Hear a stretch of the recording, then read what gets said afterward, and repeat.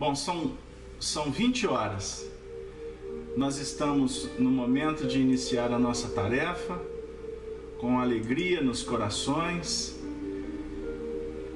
e nós gostaríamos de abraçar a todos os ouvintes da Rádio Brasil Espírita, os nossos companheiros da rede Amigo Espírita. Nós vamos iniciar o trabalho convidando a todos para nos acompanhar na oração que o Senhor Jesus nos ensinou.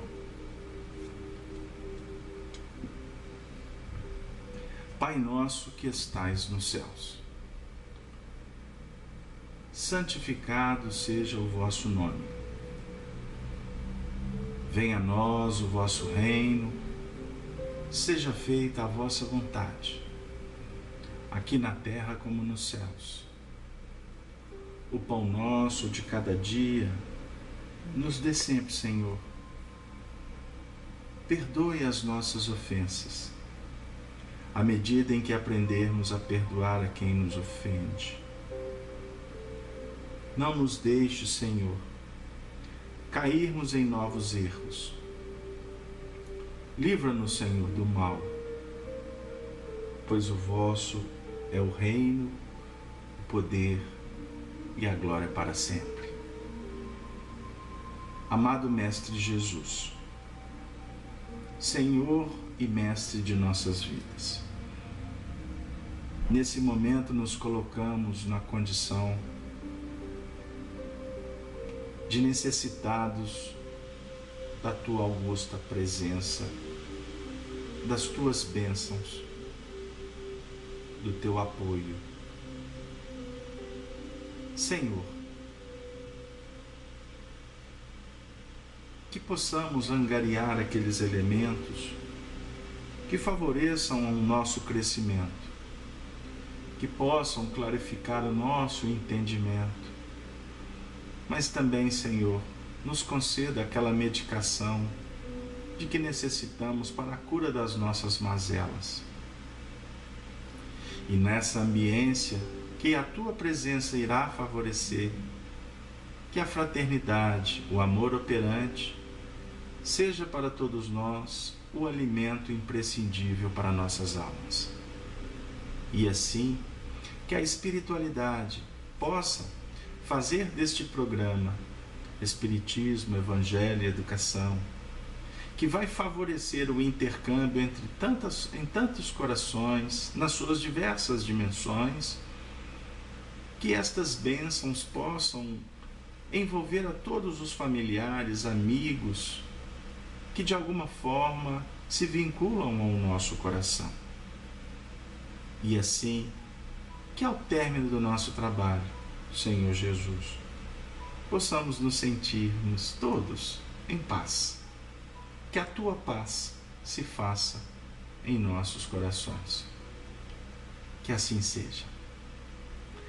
Caríssimos teleouvintes da Rede Amigo Espírita, que nesse momento abrimos a nossa transmissão para mais um programa Espiritismo, Evangelho e Educação, hoje, dia 28 de agosto do ano de 2014. Nós estamos completando nesta noite exatamente 110 estudos que vimos desenvolvendo ao longo de um período muito importante para o nosso crescimento. E a gente observa o tanto que esse trabalho vem nos auxiliando também quanto pessoas na vida, na sociedade, como trabalhadores espíritas, que integrados nos encontramos nas nossas casas espíritas, no próprio movimento espírita. Nós só temos que agradecer a espiritualidade sob a tutela de Ismael no Brasil, que vem abençoando a todos os meios de comunicação, especificamente, no nosso caso, a Rede Amigo Espírita, e também aos nossos parceiros, a nossa querida Rádio Brasil Espírita, a Rádio Fraternidade, e todas as outras que compõem esse grupo de trabalho. Que possamos então todos comemorarmos mais esse encontro, o o encontro de número 110, né? O 110º encontro, com aquelas velhinhas, um bolinho bem espiritual, e com certeza agradecer a espiritualidade que está conosco. Bom, gente, nós estamos então dando continuidade a um projeto que está dentro do nosso programa Espiritismo, Evangelho e Educação, onde nós estamos estudando alguns aspectos do livro Paulo e Estevão. Estamos exatamente trabalhando, apenas a título de situá-los, quem está chegando a primeira vez, no capítulo 10º da obra que foi psicografada por Chico Xavier, ditada por Emmanuel, sob a tutela de Paulo e Estevão na década de 40, lá na Fazenda Modelo, em Pedro Leopoldo. No capítulo 10º, que é intitulado No Caminho de Damasco. Na última semana, nós trabalhamos aspectos que remontavam a delegação de responsabilidade ou a outorga que o Dr. Saulo de Tarso recebeu do Sinédrio para empreender uma perseguição aos cristãos que se encontravam na cidade de Damasco. Especificamente, no caso dele, ele queria encontrar Ananias, o cristão que que apresentou Jesus de uma forma tão importante, tão sutil e tão consoladora para Abigail, que era a alma de sua alma, sua noiva, que ele houvera abandonado face à descoberta de que Abigail era irmã do seu grande adversário Estevão. Então, para fazer a conexão com a última semana, quem quiser assistir o programa ou ouvi-lo, tanto o vídeo quanto o áudio se encontram na Rede Amigo Espírita e também nos sites, nos blogs da feac.org.br. Então, Saulo estava vivendo um momento de muitos conflitos durante a viagem. E nós detalhamos alguns pontos que Emmanuel revelou para nós destes conflitos. E nós vamos então retomar onde nós paramos, quando muito distante ainda se encontravam da paisagem de Damasco, esta que se apresentava com seus contornos, pomares espessos, cúpulas cinzentas que se esboçavam ao longe. Bem montado, evidenciando o aprumo de um homem habituado aos prazeres do esporte, Saulo ia à frente em atitude dominadora. Em dado instante, continua a narrativa de Emmanuel.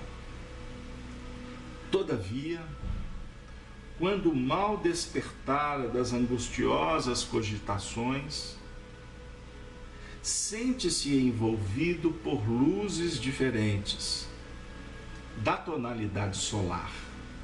Era quase meio-dia. Tem a impressão de ser o ar, de que o ar se fende como uma cortina sobre a pressão invisível e poderosa. Intimamente, considerara-se presa de inesperável vertigem. Após o esforço mental, persistente e doloroso, quer voltar-se, pedir o socorro dos companheiros, mas não os vê, apesar da possibilidade de suplicar auxílio. Jacob, Demétrio, socorram-me, grita desesperadamente.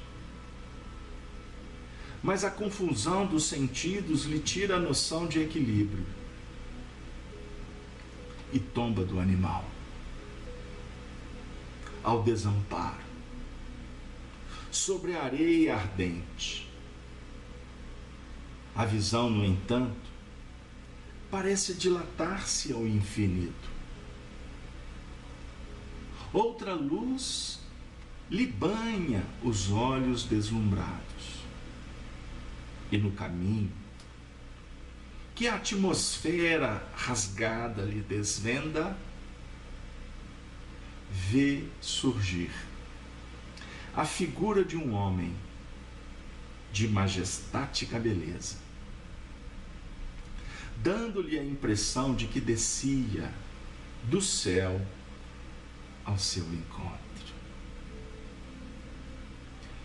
Sua túnica era feita de pontos luminosos. Os cabelos tocavam os ombros. A Nazarena,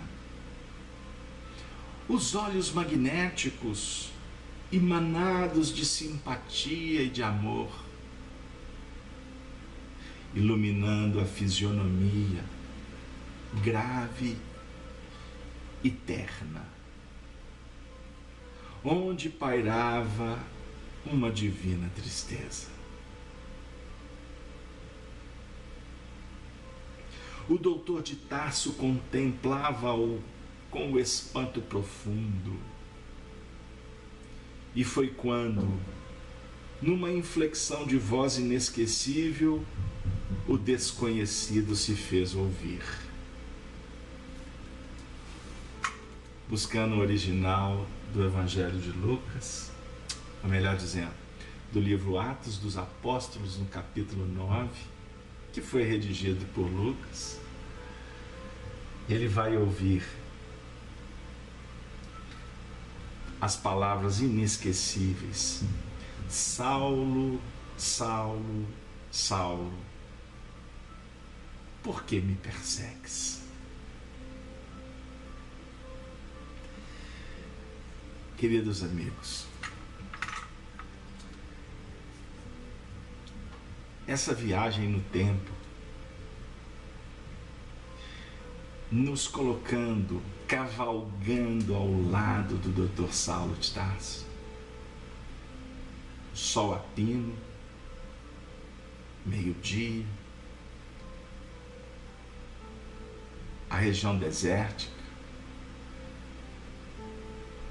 o calor por si só, mas ao mesmo tempo uma chama ardia dentro dele. O conflito. Escolher entre o bem e o mal. O melhor caminho. Perpassar obstáculos, vencer as agrúrias, os espinhos, o charco, o lodo, preço da ilusão que nos visita no tempo e no espaço, o desejo de uma vida diferente, de ter paz,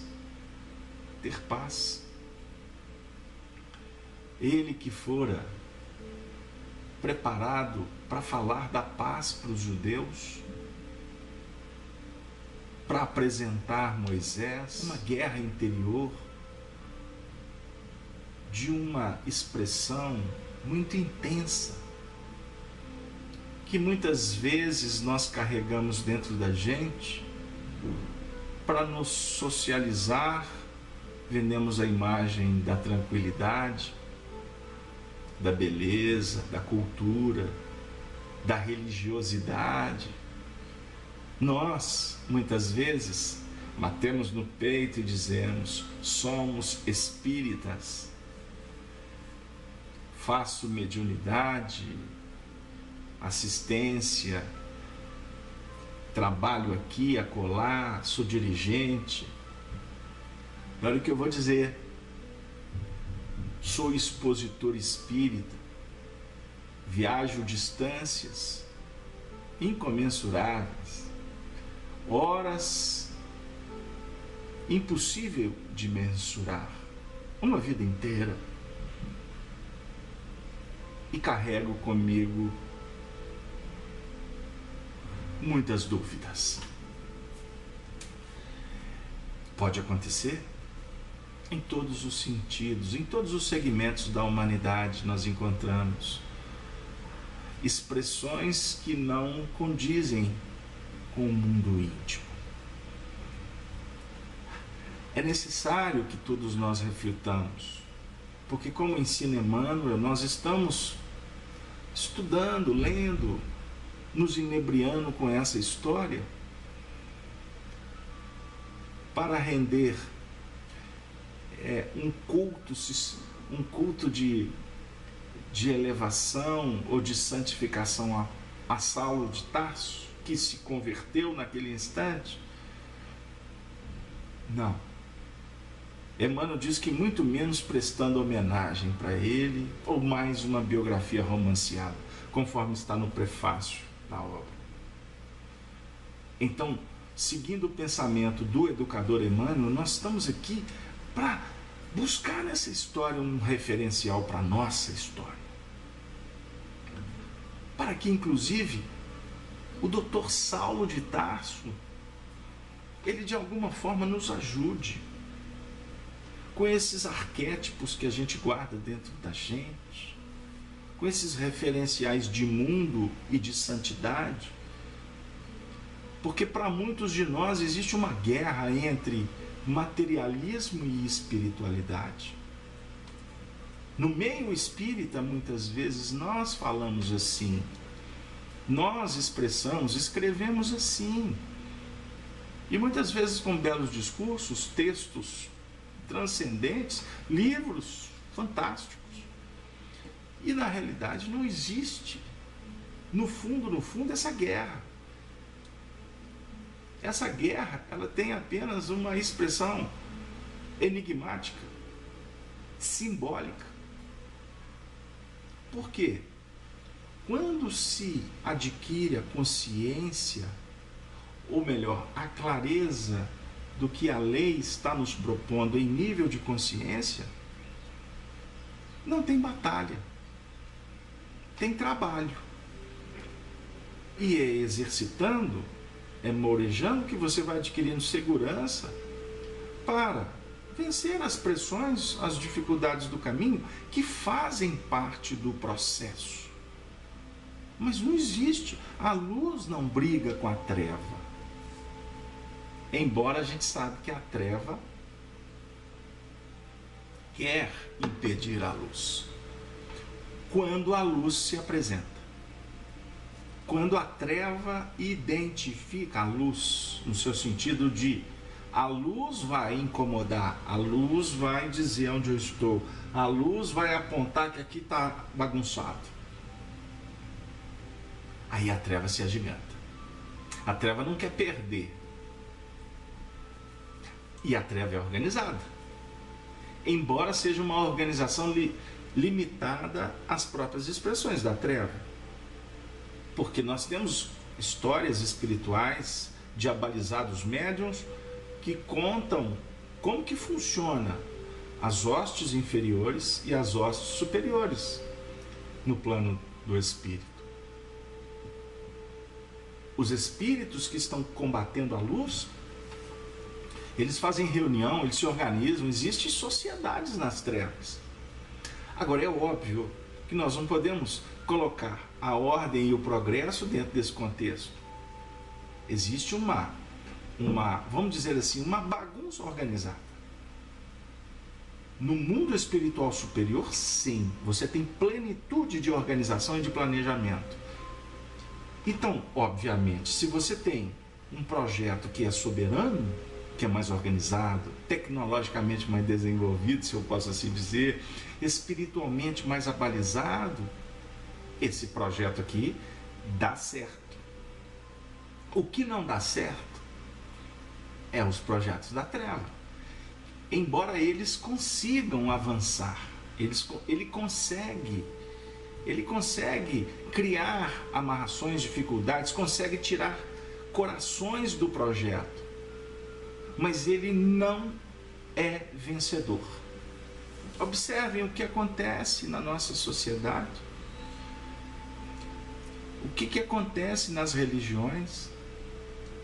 Muitas vezes não se discute o progresso, se discute a cadeira, o cetro, a coroa, o poder, vaidades. E muitas vezes, se você observa em alguns momentos, tanto de um lado quanto de outro, estão falando a mesma coisa, mas não se aproximam, não se conjugam, porque na realidade estão defendendo apenas os seus próprios interesses. Querem um exemplo? Saulo tinha encontrado Estevão na casa do caminho. E Estevão fez uma pregação que nós estudamos ela aqui, dentro das nossas limitações, mas nós fomos lendo trecho por trecho e observamos a soberania, a extraordinária eloquência de Estevão, porque a eloquência não é aquela que domina, porque existem muitos eloquentes que arrebanham multidões, mas não ensinam, não fazem com que os educandos se libertem daquele magnetismo que sustenta a egolatria de muitos. Isso são pontos que nós precisamos de observar, inclusive no meio espírita, para não incorrermos no mesmo erro. Então, nós temos que tomar cuidado, muito cuidado, em nos tornarmos seguidores, até de espíritas, conceituados, expressivos, cultos, com moral elevada, mas não podemos criar dependências. Não, isso é um equívoco. E diga-se de passagem, aqueles que têm mais condições de levar a palavra, quando caem em si, levam a palavra não só para a multidão, que muitas vezes tem que ser atendida, mas acima de tudo para os discípulos que estão na multidão, que a multidão não pensa, a multidão vai no modismo, a multidão se embrenha. Agora, dentro da multidão começa a despontar aqueles que querem aprender. E quando você aprende a lição, é necessário que você saia do circuito de receber para ir para o circuito da operação. Então não dá tempo nem de você continuar como seguidor. Seguidor de X, Y, Z. Vou até inclusive abrir o verbo, no seu sentido mais claro, mais didático. No meio espírita, o grande lance é que você ouça, descubra os valores que estão, vamos dizer assim, trabalhando no movimento espírita. Não se fixe em um só. Eu falo isso para quem frequenta a minha casa espírita, que é uma pequenininhazinha. Eu digo assim, você vem só aqui na FEAC? Sim, está errado. Você precisa de ir em outra casa. Costuma um indivíduo atravessar a cidade para ir à FEAC. Que bom, ele encontrou o núcleo de afinidade. Mas ele não pode ficar só ali.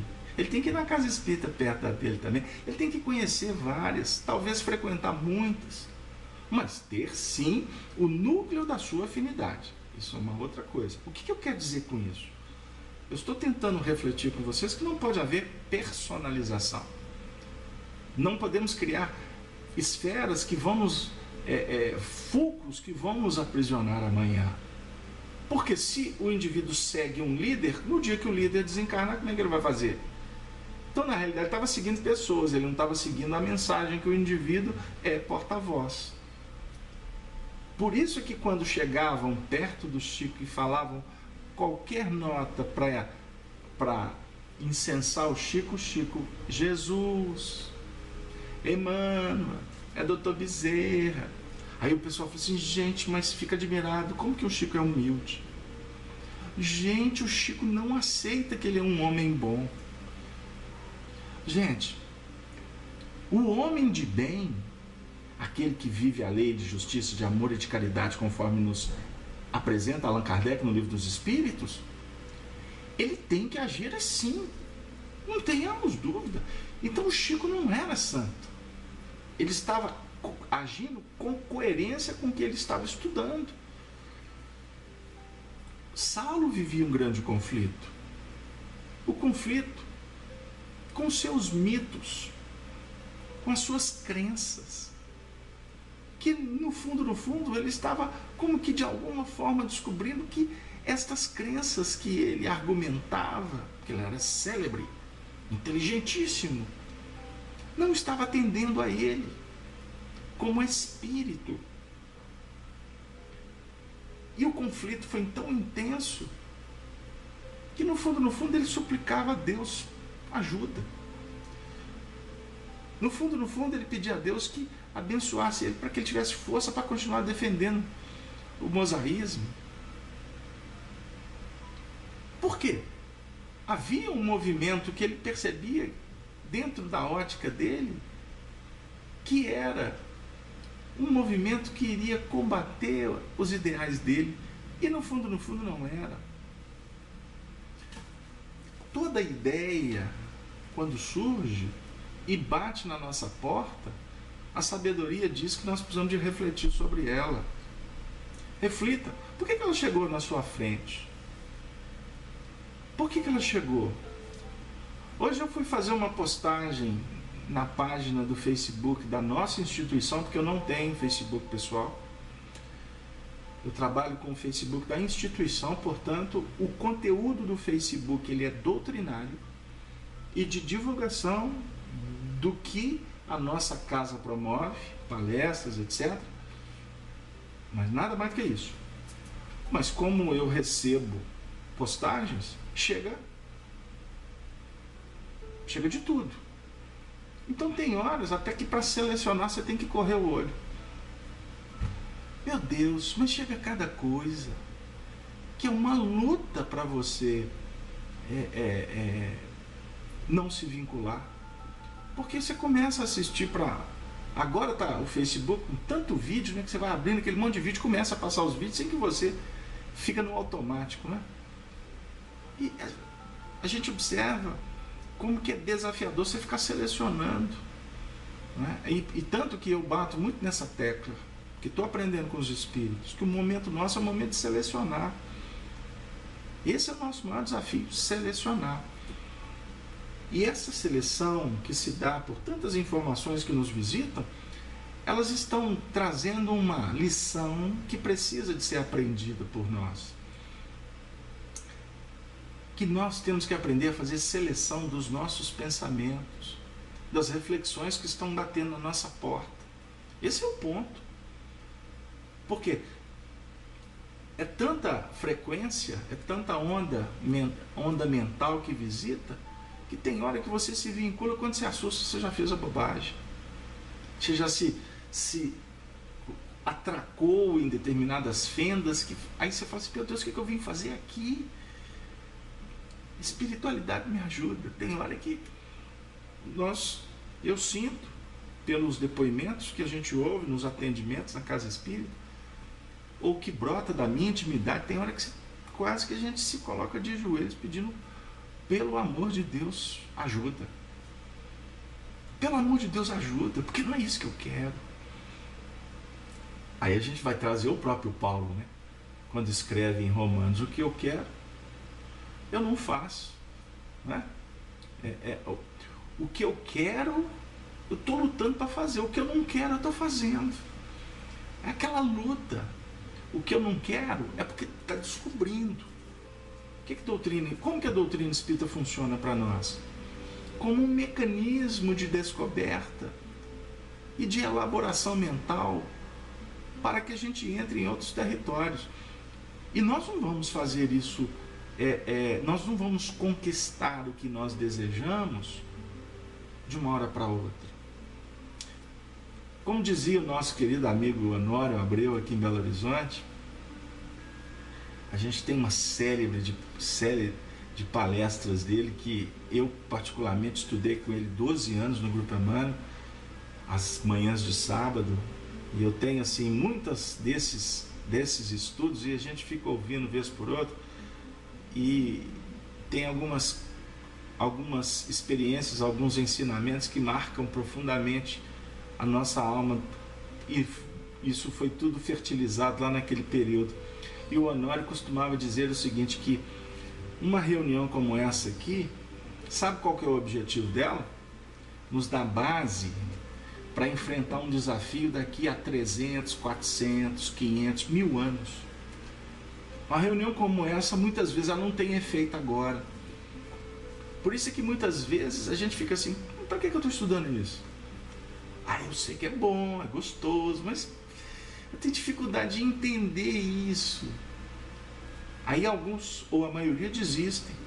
Ou então vão mudar de departamento, vão para o mais fácil, aonde que mais saboreia, aonde que a gente vai beber do néctar, né? Mel, como diz na gíria, né? Passar um melzinho na chupeta, tudo light. Mamão com açúcar, como diz o esportista. Não, nós temos que enfrentar o desafio, porque esse desafio é que nós vamos colocar na bagagem para a gente empreender essa viagem que o Saulo realizou lá naqueles tempos do cristianismo nascente. Mas se o Paulo estivesse conosco aqui, eu tenho para mim que o Paulo ia falar assim: não, Carlos Alberto, não, amigos da sala estudando Espiritismo, essa viagem a caminho da Damasco, ela não foi empreendida só lá naqueles tempos. Eu continuo percorrendo a minha estrada. Eu continuo procurando mudar a minha intimidade. Agora eu vou dar um break aqui no possível devaneio. Vocês acham que eu estou sendo irreverente? Vocês acham que eu estou sendo incoerente? Desrespeitoso com Paulo? Se eu tiver, que a vida me ensine. Mas eu tenho para mim que não. Porque a doutrina e o evangelho, e eu vou dizer, a doutrina da vida que nos apresenta o Antigo Testamento, o Novo Testamento, o Apocalipse, Atos dos Apóstolos, as cartas escritas pelos apóstolos e a doutrina codificada por Allan Kardec, é um contexto só, é uma doutrina só, é uma só. Os homens é que criam departamentos, ok? Então, se é uma doutrina só, não pode acontecer contradição, nem no início, nem no meio, nem no fim. Ontem eu estudei um texto na FIAC, eu disponibilizei aí na rede, o Zé vai aprovar aí em breve. Um estudo que nós fizemos ontem, que eu dei o título Uma Lágrima de Kardec. Um texto de Hilário Silva, que está no livro O Espírito da Verdade, psicografado pelo Chico e pelo Valdo. É a lição, se não me engano, de número 52, que é aquela história que o moço achou o livro dos Espíritos e ele ia suicidar. E quando eu estava preparando o material para a noite de ontem, aqui nos nossos preparativos, sempre manuseando a Bíblia do meu coração, que é a tradução da imprensa bíblica. Isso eu aprendi com a Nori, que é uma das melhores.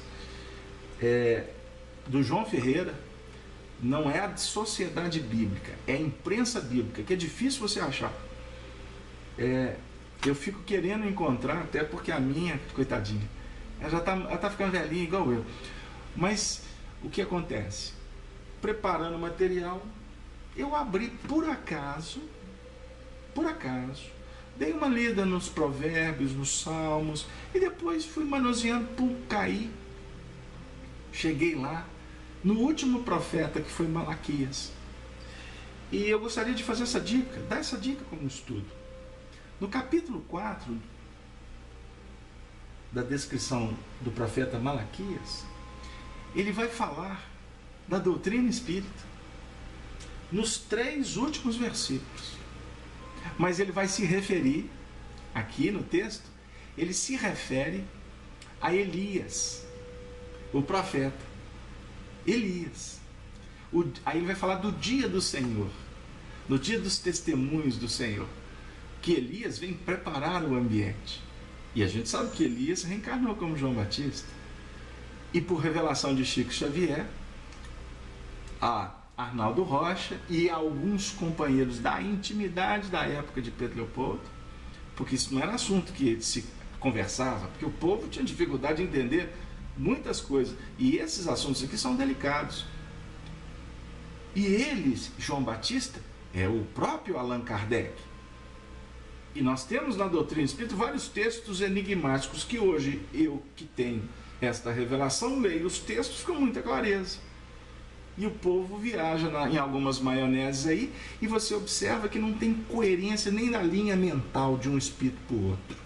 E quanto mais de um contexto que a espiritualidade está propondo, que significa despersonalizar. Nós estamos... Espiritualizar é despersonalizar. Então nós vamos chegando num ponto que as nossas encarnações pregressas, elas vão perder o sentido. Porque o que vale é a essência. Então discutir se sexo dos anjos, se fulano foi Beltrano, não acrescenta realmente nada. A não ser quando você busca reflexos, pontos que favoreçam um estudo doutrinário, como eu, graças a Deus, venho fazendo já desde o ano de 2002, quando o Chico desencarnou, que eu tive a oportunidade de conhecer Arnaldo Rocha e convivia com Honório Abreu de muito tempo antes, e com isso nós fizemos um estudo aprofundado sobre psiquismos de vários espíritos, dentre eles o próprio Chico. E a gente foi vendo as coerências das revelações, e algumas delas até com notas em tese incoerentes, mas que no fundo a gente encontrava as amarrações. Eu fiz um estudo de doutrina espírita a partir dessas revelações, que me trouxeram muitos fundamentos para quê? Chegar hoje em público e ficar falando que o Chico teve encarnação no Egito, na Espanha. Não. Por mais que eu saiba. Não. Me convidam para trazer esses depoimentos, eu escorrego igual o Chico escorregava.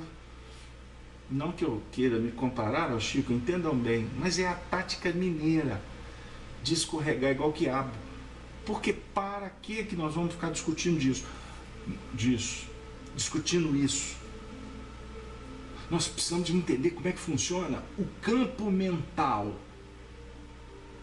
Como é que é a desenvoltura do psiquismo, para que você, na hora de tomar a decisão, de ter vindo aqui para a sala, para estudar Espiritismo, para ir para sua casa espírita, para ao invés de ficar disputando a eleição, disputar quem sabe mais, você pôr a mão na massa, meu amigo, e viver com Jesus, principalmente junto daqueles que estão sofrendo muito e precisando de uma mão estendida, de alguém que tenha fé, que passa segurança, que seja educador, que faça diferente. Porque muitas vezes nós vamos para o centro espírita como práticas sociais. Eu frequento a reunião mediúnica, a reunião, qualquer coisa que projeta, que convida, que estimula o indivíduo a sair da reunião para melhorar, ele não quer. Ele quer o fenômeno.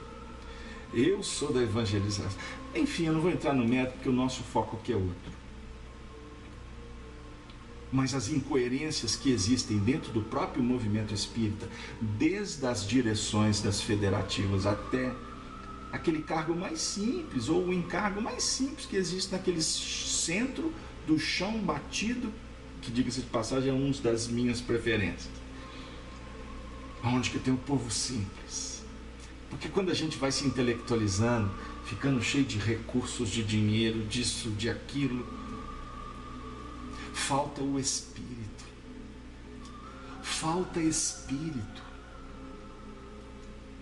Fica muitas vezes trazendo uma sensação que nós estamos na corte romana, ou nas festas lá lá na Paris de tantos séculos. Não. Espiritismo, Evangelho. Vocês desculpem, a princípio, para alguns nós estamos desviando do contexto, mas eu tenho que adequar a história do Paulo à nossa realidade, pelo menos a minha, porque a minha luta não existe igual, pior ou melhor. A minha luta é muito intensa. Eu tenho filhos, eu tenho esposa, eu tenho mãe, eu tenho irmãos, eu tenho uma casa espírita que eu trabalho, que muitas atividades estão sob a minha responsabilidade. Eu tenho que orientar, eu tenho que me orientar, eu tenho que sentir as minhas fragilidades, como ontem. Eu fui para a FEAC, assim, gente, hoje eu estou precisando de colo. O Arnaldo estava falando do centro espírita que o indivíduo chamou ele para tomar o passe, ele falou que estava bem. Aí o companheiro falou assim, não, mas tudo bem, então toma o passe para dar um reforço. Essa foi ótima, viu, Arnaldo? Mas ontem eu fui para a FEAC precisando de um reforço. Reforço muscular, reforço psicológico, reforço espiritual. A minha luta é a mesma sua, meu amigo. Você tem um pai para cuidar, uma mãe. Todos nós temos que trabalhar nos nossos conflitos. Aí a Giane, lá de Uberaba, está dizendo, hoje eu fui para um sanatório e cheguei sem forças. E é isso aí, Giane, é natural, você vai para um trabalho de dispêndio. E que bom que você está aqui. E se você topar, esquece. Vamos a partir de agora entrar numa outra sintonia. Vamos trabalhar a energia. Vamos nos revigorar. Porque senão não tem sentido estudar a doutrina espírita. Vamos nos revigorar? Você topa, Jean? Pois é, eu fui na sua terra em Uberaba, na época do Chico, por 4 ocasiões. E todas elas, como eu voltei revigorado? Porque o Chico me abençoou? Não. Não foi não. Eu fui lá porque eu precisava de pensar na vida. E como o simbolismo Chico e pleia de entidades superiores me ajudaram. Mas eu tinha que voltar na minha estrada. E lá naquele ambiente em que muitos iam para orar, não eram todos, mas muitos iam para buscar. O ambiente favorecia. Agora era necessário, inclusive, que o Chico desencarnasse para que acabasse aquelas caravanas e para que todo mundo fosse disperso, como no Evangelho. Jesus disse para os discípulos, chegou meu tempo. Agora vamos dispersar, cada um para a sua parte. Porque agora é a hora de viver. Porque nós não podemos ficar na ambiência da prece religiosa. Nós precisamos da prece, trabalho, oração, amor, testemunho, vivência, cair, levantar. Por isso que o energizar-se acontece no momento mais solene em que sua alma pede, Senhor, Senhor, Senhor, me ajude. O que aconteceu com ele? Ele entrou numa fenda espiritual de expressões sem expressões de profunda sensibilidade. O Emmanuel Augusto, de João Pessoa, está dizendo assim no chat: Carlos, a prece não chega a Jesus sem o toque do nosso foro íntimo. É isso aí, meu amigo. Por isso que esse momento nosso aqui é de trabalhar em foro de imortalidade, que é o foro íntimo. E as luzes que o Paulo começou a ver, ele começou a perceber que eram luzes diferentes da luz solar. E ele perdeu a visão. Ele não enxergava os dois servos que ele contratou para viajar com ele. Ele não enxergava. Mas como diz Emmanuel, mas ele não perdeu a condição de pedir ajuda. Ele gritou o nome dos dois. Aí você pode ler, olha para vocês verem, como é que a gente costuma ler e não ler. A confusão dos sentidos lhe tira a noção do equilíbrio e lhe tomba do animal. A visão, no entanto, parece dilatar-se ao infinito. Parece. Aí a gente fica muitas vezes aqui analisando como se fosse um fenômeno físico. A visão foi para o infinito. Outra luz lhe banha os olhos deslumbrados e no caminho, que a atmosfera rasgada lhe desvenda. Vê surgir a figura de um homem de majestática beleza. Abriu o mundo espiritual superior para ele. Pela busca dele. Ele não estava buscando Jesus, ele estava buscando a luz. Ele estava desesperado no conflito dele. Por isso é que é necessário que a gente analise com cuidado. Aí então Jesus desceu, foi lá, ô Saulo, o que você está fazendo, Saulo? Não. A misericórdia divina atendeu à busca do indivíduo que projetou o campo mental para as esferas maiores. Ele está pedindo.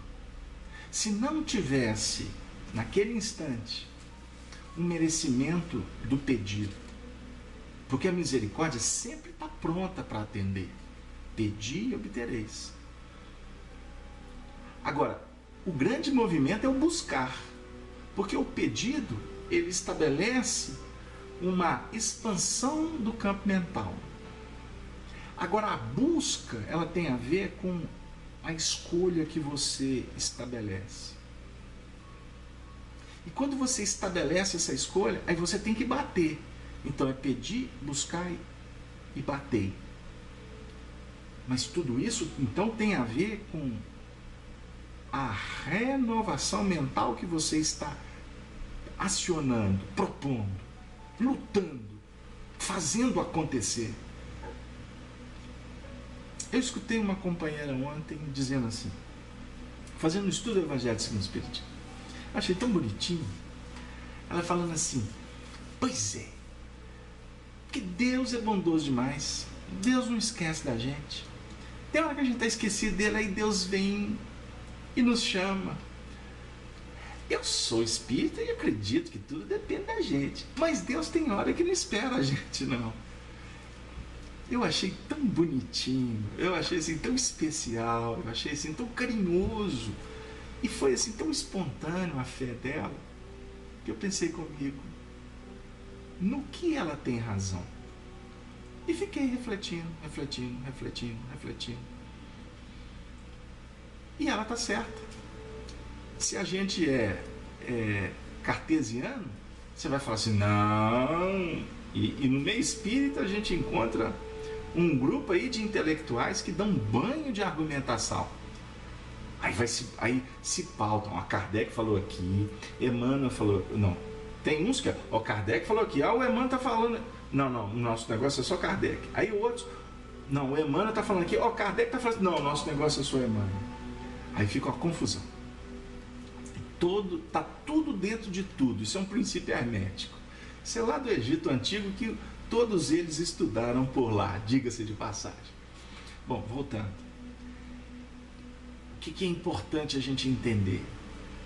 Que a busca, ela tem que partir do espírito, porque você foi criado simples e ignorante. Lá o PI, princípio inteligente, ou a mônada, não vou entrar no mérito, mas quando você é criado, que você é lançado na treva, você vai ter que trabalhar a dualidade para vencer a treva. Começa ali a busca. Só que não é uma busca consciente, é uma busca instintiva, se eu posso assim dizer, porque o instinto está no animal. É difícil até escolher termos que vão se ajustarem, mas está, vamos dizer assim, inato no ser, buscar a perfeição. Então, a evolução, a necessidade de evoluir, ela faz parte do psiquismo nosso. Então, quando você fecha as portas, a providência espera, você não tem a dúvida.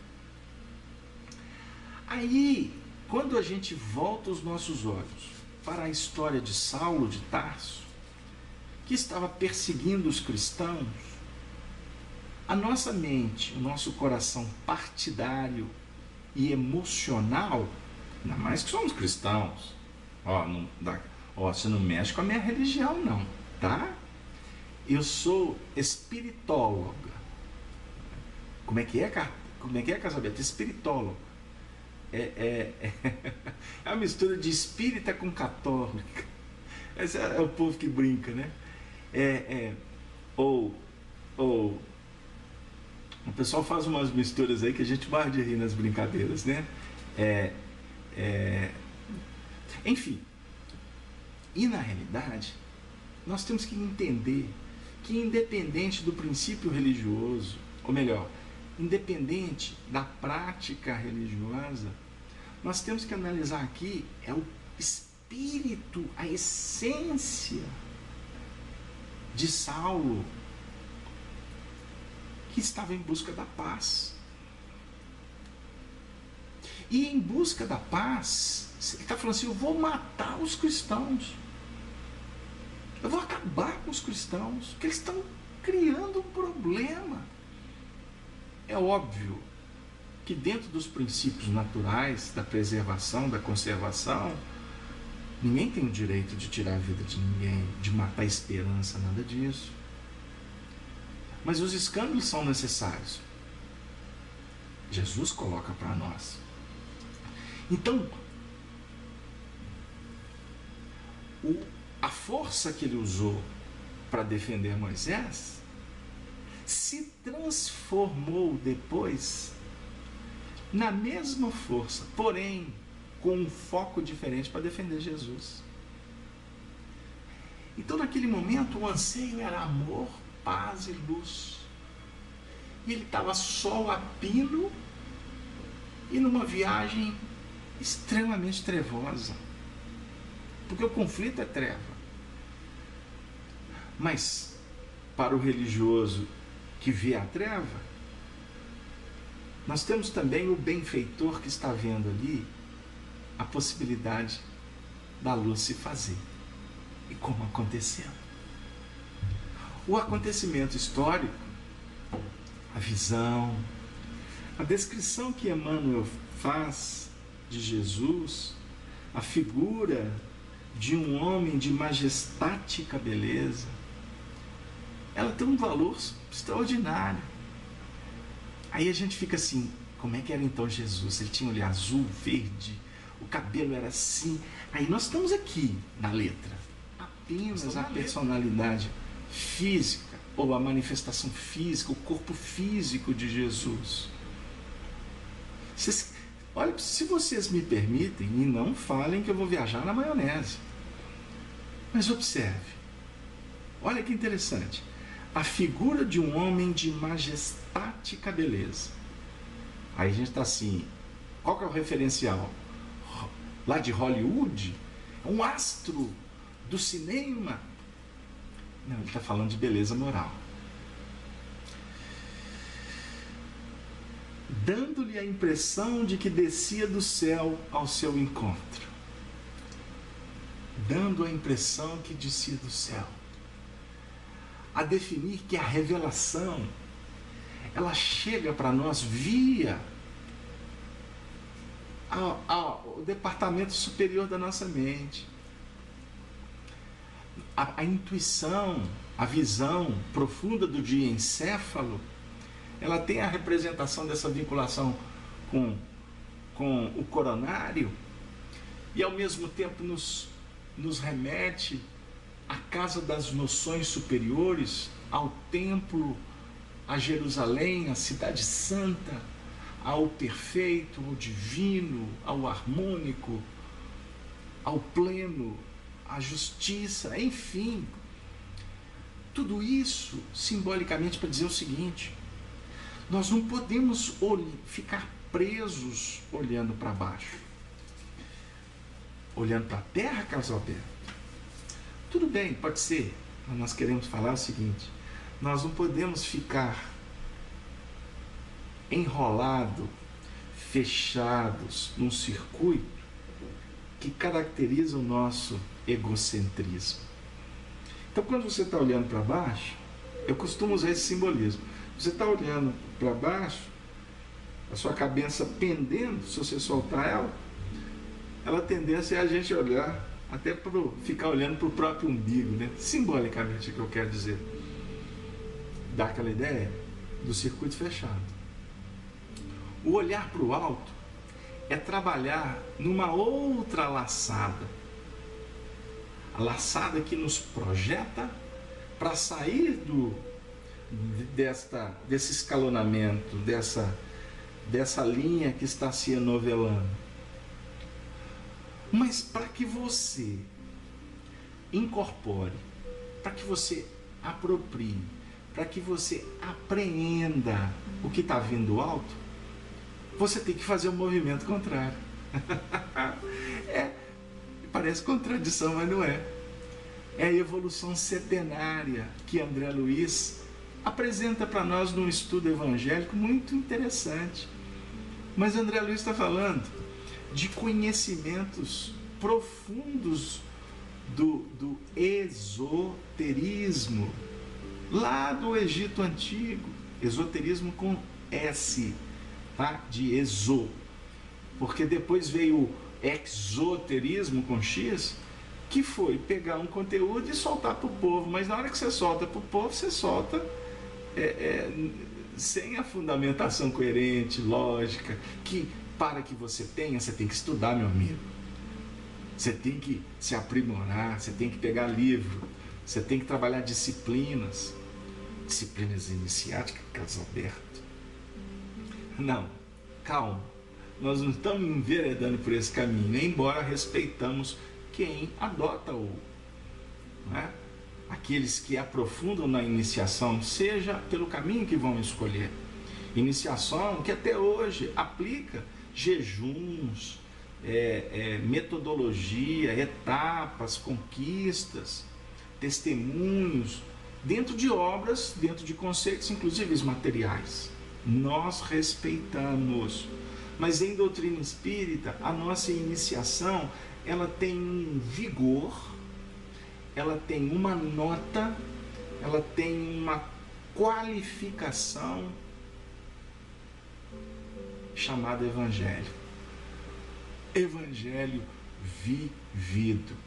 Então, quando a gente estuda Emmanuel, você não pode desconsiderar os princípios herméticos, por exemplo, porque o pensamento dele estudou isso. Ele foi sacerdote no Egito, vocês sabiam? Lá na época da rainha Semíramis tem uma vida de Emmanuel como sacerdote. Existem outras experiências de Emmanuel nesse campo. Por isso é que nós vamos entender a desenvoltura dele com o Evangelho. Ah, Carlos Alberto, então eu tenho que estudar esoterismo? Ninguém falou isso, meu amigo. Mas você pode perfeitamente começar a fazer associações. Porque, diga-se de passagem, espiritismo a gente aprende, né, no que está escrito na letra. Você aprende espiritismo com o que está por trás da letra. Como a Nadir está falando, está tudo ligado ao todo. Esta é uma linguagem hermética. Viu, querida? É o todo. O todo é o universo. Nós podemos falar, o todo é o pensamento de Deus? Podemos. O fluido cósmico universal é matéria que nós utilizamos para intercambiar pensamentos. Agora, nós não somos partes de Deus, mas nós estamos dentro do contexto divino. Não sei se ficou claro. Por isso é que você vai entender que tudo está em tudo. Aí eu costumo dizer que não tem nada errado. Não, mas aquele negócio está errado. Não, não está errado. Foi feito como ele poderia ter sido feito. Agora, se você tem condição de fazer, e a vida te chamou para ir lá, faça diferente. Agora, se a vida não te chamou para ir lá consertar, não vou nem dizer consertar, fazer diferente, significa que tem que ficar daquele jeito. Porque é recurso de aprendizado para alguns. Carlos Alberto, volta para o texto, Carlos Alberto. Pois é, mas é difícil, porque um assunto vai puxando o outro. Porque observem bem, sua túnica era feita de pontos luminosos. Túnica, veste, perispírito, irradiado. Ele não tinha mais perispírito, né? Ou tinha que ter, porque senão ele não ia encarnar, né? Ele teve que, inclusive, condensar o seu perispírito, porque o espírito puro, ele não perde o perispírito totalmente, mas o perispírito dele se torna diáfano. Por isso é que espírito puro para reencarnar é só em condições especialíssimas. Foi o caso de Jesus. Ok? Por isso é que espírito puro não fica reencarnando, como alguns autores aí escrevem. Autores até espirituais escreveram que Jesus reencarnou aqui várias vezes. É um princípio, ali tem incoerência doutrinária, mas a gente entende, são boas intenções. Agora, o que é importante é o seguinte: pontos luminosos são princípios luminosos. A partir do momento que nós vamos conquistando as virtudes, elas se tornam pilares. São pontos luminosos. No caso de Jesus, vamos dizer assim, é todo luz. Eu sou a luz do mundo. Agora nós vamos remeter a nossa tessitura, a nossa veste espiritual. Todos nós já temos pontos luz de valor extraordinário. E estes pontos são pilares para que nós possamos trabalhar para fazer de outros pontos que não são luminosos se transformarem em projeções luz, com tempo, com esforço. E os cabelos tocavam nos ombros a Nazarena. Os cabelos. Quando nós encontramos a questão dos cabelos no Antigo Testamento, no Novo Testamento, nós precisamos parar para refletir que os cabelos, muitas vezes, eles estão representando as antenas, que eu vou dizer assim, que se precipitam como o galho das árvores para se manterem conectadas com o plano maior. E é muito interessante porque os cabelos que estão na região do centro coronário descem a Nazarena, dando aquela ideia de um ajuste do alto com a terra. Por isso que Jesus foi chamado o Nazareno. Então são pontos que nós podemos aqui explorar para não ficar apenas no texto romântico, histórico de Emmanuel. Imantados de simpatia e de amor. Como está a nossa conduta? A Nazarena? Como está como estão as nossas atitudes? Elas trazem simpatia? Elas falam de amor? Se não, ou se é lusco-fusco de vez em quando, como a gente diz, cuidar mais dos cabelos. Carlos Alberto, né? Olha os meus cabelos, quanta diferença. Tem aquela propaganda antiga, né? Tem uns que nem cabelo mais tem, outros os cabelos vão ficando encaniçados. Nós estamos falando, vocês estão entendendo que nós queremos trabalhar em nível simbólico com as coisas, com os assuntos. Agora, e a fisionomia, a expressão da alma? Grave e terna. Grave em qual sentido? A gravidade. compromisso. A gravidade aqui está falando que do foco que está estabelecido. Não tem desvio. Não tem desvio. O simbolismo da tentação de Jesus no deserto fala por si só.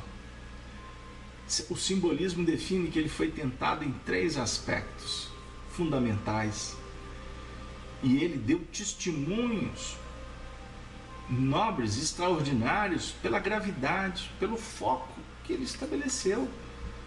A meta. Aí eu pergunto para vocês, nós estamos focados? Nós estamos, vamos dizer assim, disciplinados no que nós nos determinamos? Aonde está o nosso compromisso com Jesus? Nós vivemos um momento de crises. Nós precisamos de pensar nisso.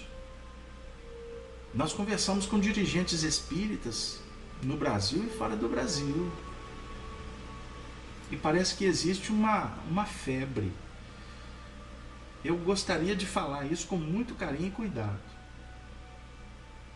Mas eu tenho escutado frases assim: aonde está o compromisso dos espíritas como era antigamente? Por quê? A gente sempre tem motivo para falhar a reunião.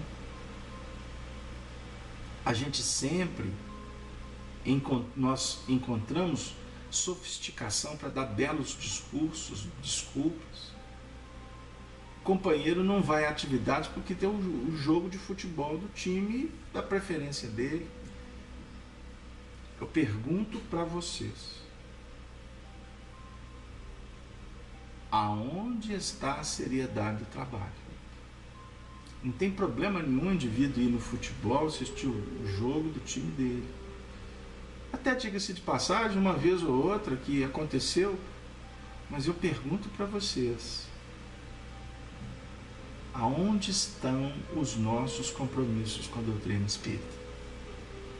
Com a nossa encarnação, gente. Nós estamos falando disso.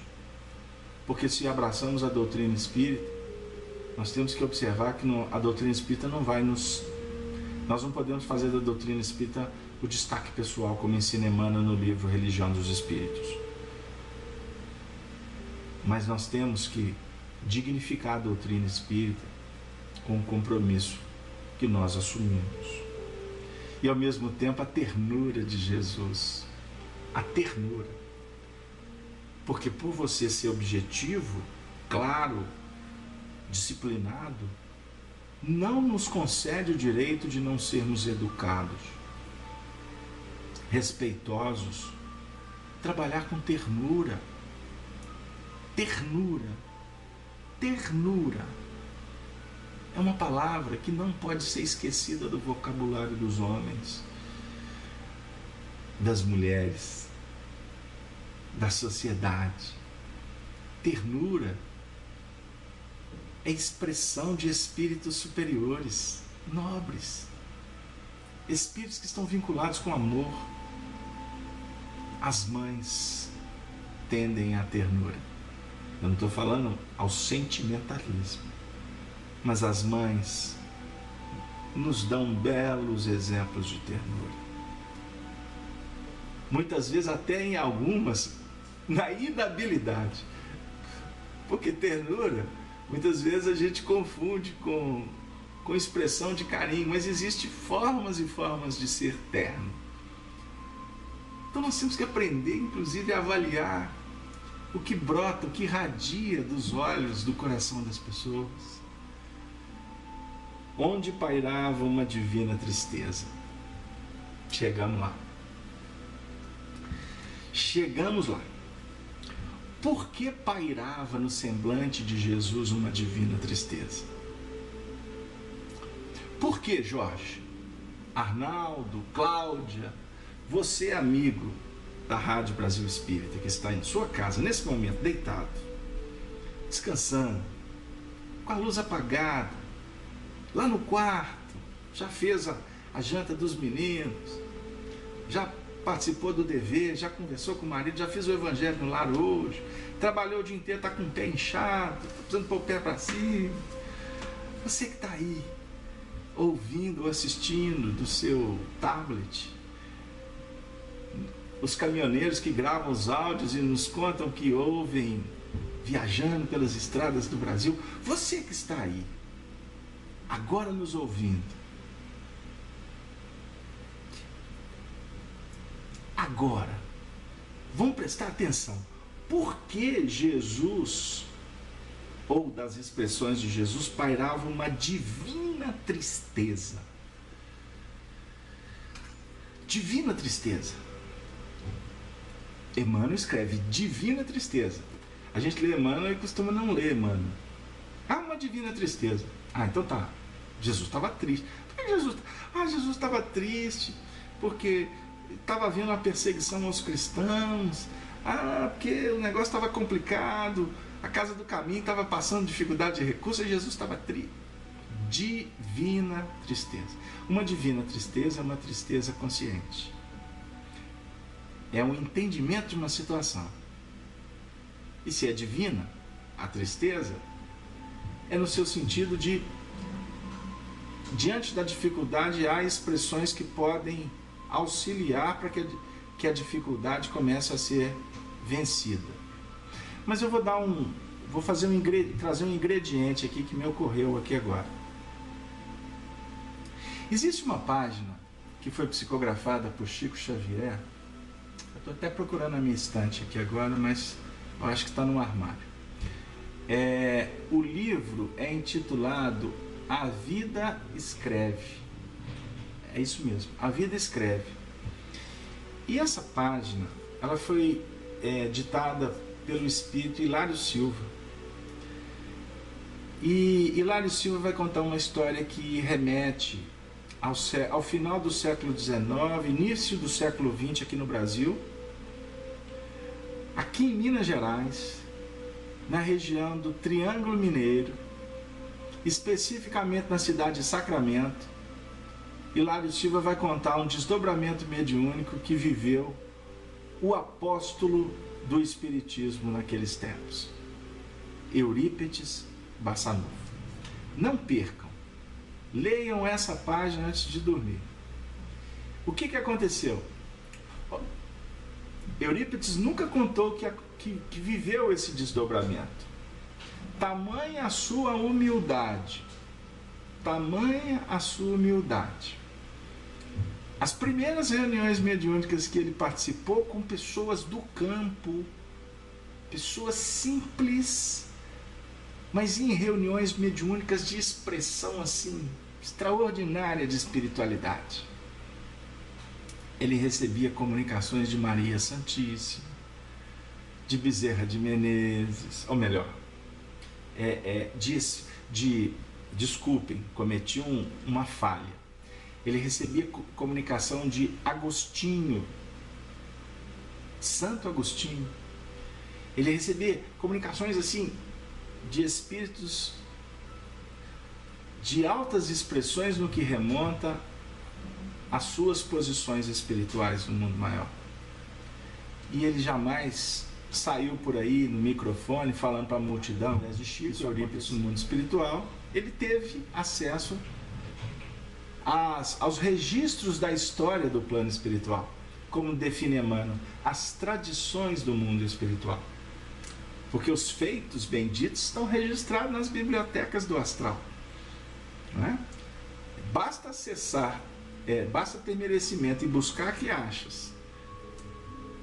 Eurípides foi se sentindo envolvido por luzes, um envolvimento, e ele começou a se sentir sendo arrebatado, ele foi ascendendo, ele foi entrando em esferas extremamente elevadas, ele foi sentindo um bem-estar, uma coisa assim intraduzível. Até que ele se viu numa região espiritual, e quando ele percebeu, ele estava de joelhos. E de joelhos, sensibilizado, com muita emoção, mas sem saber o motivo. Eis que ele vê adiante Jesus. E a narrativa é belíssima, porque ele vai identificando gradativamente, pelas expressões, pela nobreza, pela beleza, pela luz. Aí eis que ele começa a se intercambiar com o campo mental de Jesus. E à medida em que ele indaga, ele começou a perceber que Jesus foi respondendo na sua intimidade. E o detalhe, ele via Jesus chorando, com uma tristeza divina. Aí o que aconteceu? Ele então começa a indagar, resumidamente, eu vou dizer. O Senhor chora pelas pessoas que sofrem no mundo? Não. O Senhor chora por quem está passando fome? Não. Por quem está doente? Não. O Senhor chora pelas guerras? Não. Por que o Senhor está chorando, Senhor Jesus? Eu choro por aqueles que conhecem o meu Evangelho e não praticam.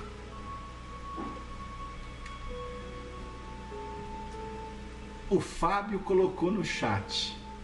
Muito obrigado, chat. Fábio. Ele colocou o texto e eu vou ler para vocês, porque eu estou buscando a memória. Não, meu filho. Não sofro pelos descrentes aos quais devemos amor. Choro por todos os que conhecem o Evangelho, mas não o praticam. A lágrima dele é nesse sentido. A lágrima dele é nesse sentido. Chora por aqueles que conhecem o Evangelho e não vivem. Ele estava chorando, ele estava com tristeza diante de Saulo, porque Saulo conhecia. Saulo era doutor da lei mosaica, mas caso aberto ele não conhecia Jesus. Mas a lei mosaica está impregnada de Evangelho. A doutrina espírita está impregnada de Evangelho. Todas as propostas, todas as religiões estão impregnadas de luz.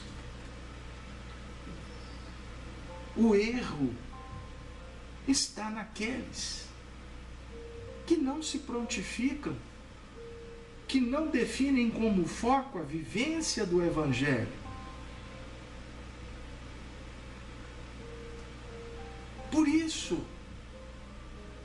em nome da doutrina espírita, a gente costuma fazer reuniões para brigar. Nós temos tido notícias que envolvem o movimento espírita, desde casas pequenas a federativas estaduais, que líderes querem impor as suas ideias, que a maioria são boas ideias. Por quê? É só buscar sintonia com o alto. Mas a questão toda é que trazer uma ideia para o mundo da Terra não é responsabilidade de homem, do homem. É favorecimento de Deus. Guardem, reflitam com carinho e amanhã a gente volta a conversar, porque eu não estou fechando questão. Mas reflitamos, porque se fosse responsabilidade do homem, de indivíduo, o Senhor seria contraditório na proposta do Evangelho. Proposta do alto, ela tem que ser favorecida pelo alto. Quando uma ideia boa tem que acontecer, você não tenha dúvida que ela vai se manifestar em todos os planos. Se é para o movimento espírita, ela vai chegar em todas as casas espíritas através de todos os médiuns. Obviamente que eu estou falando em sentido simbólico. Isso é a universalidade do ensino dos espíritos. Isso está no Evangelho segundo o Espiritismo, na sua introdução. Mas não. Eu vou contar uma história pequena. Nosso tempo está acabando. Eu conversava com o Honório Abreu. Ele estava me contando a história da evangelização infantil no Brasil, que começou lá na década de 50, 60, com muitos expoentes. E ele acompanhou o desenvolvimento da fundação da Escola de Evangelização no Brasil. Ele viajou o Brasil inteiro falando de evangelização infantil na década de 60. Só que muitas das ideias que foram capitaneadas naquela época por abalizados, por avatares, por expoentes, por bandeirantes, seja a denominação que encaixe melhor, elas só foram aplicadas no espaço de 50 anos. Foi necessário que houvesse maturação, que as etapas fossem sendo cumpridas, que as pessoas fossem sendo preparadas e que a ideia nova não representasse revoluções estratosféricas, inclusive para desautorizar trabalhos anteriores, para agredir pessoas que dedicam o seu tempo, o seu coração, e que muitas vezes essas pessoas que acabam se acomodando ou se condicionando em espaços temporários em que se ajustaram muito bem, passam a ter dificuldades de entender o novo. E com isso, a espiritualidade foi trabalhando, até que na década de 70, com participação de tantos expoentes, os espíritos, e falar da evangelização infantil, não temos como não citar o Hoje Espírito, de Cecília Rocha, que foi uma grande bandeirante da área da evangelização infantil, e ela e mais um cortejo, um grupo muito grande, como aqui na União Espírita Mineira, a família Abreu e tantos outros, em cada região, em cada centro, pessoas assim que contribuíram e foi passando bastão, pai para filho, o filho que ficou velho passou por jovem da juventude, e foi. E hoje, é raro você encontrar uma casa espírita que não tem uma evangelização infantil. Independente de como ela funciona, da qualidade, do método, do evangelizador, da quantidade, da frequência, não entra no mérito. Mas vocês já imaginaram que se para implantar a evangelização infantil, aquela turma lá da época do Pacto Áureo resolvesse segurar uma espada e saísse esgrimando para implantar a evangelização infantil? Nós não teríamos a evangelização infantil hoje. Então, queridos amigos, viver o Evangelho é, acima de tudo, respeitar a história que está escrita. Trabalhar com os olhos no futuro, mas, acima de tudo, tentando favorecer, para que os acontecimentos no agora se façam sobre a égide do Evangelho, do cristianismo. Não repitamos mais o que nós fizemos em muitos momentos da história. Os homens da época captaram do mundo espiritual a lei de igualdade, perceberam a lei de liberdade, sentiram a importância da lei de fraternidade. Mas na hora de implantar, nós revolucionamos a base da guilhotina, sacrificando aqueles que estavam acomodados na ignorância, da ilusão, dos tempos que estavam ficando para trás. Por isso, jamais o cristão vai ter respaldo em fazer qualquer mudança usando o espírito da força. Jamais. O alto vai abalizar. O alto vai sim favorecer quando a gente entender e usar a força do Espírito. A força do Espírito é amor. E o mundo que nós temos que renovar, primeiro é o mundo íntimo. O mundo de fora, nós nos colocamos à disposição do Senhor. Eis aqui o servo, mas cumpra-se em mim conforme os teus desígnios. E não permita, Jesus, que eu novamente caia na egolatria, na presunção. Maria Dolores encerra nossa noite dizendo: oração íntima, do livro Antologia da Espiritualidade. Senhor, tu que me destes paz e consolo à vida, não me des condição para espalhar na vida a sombra da discórdia ou estender na estrada as pedras da aflição. Tu que acendestes em mim a luz do entendimento, na fé com que me alteias, não consintas, Jesus, que eu suprima a esperança das estradas alheias. Tu que me concedestes o verbo edificante, que nos induz à prática do bem, nunca me deixes formular palavra capaz de condenar ou de ferir alguém.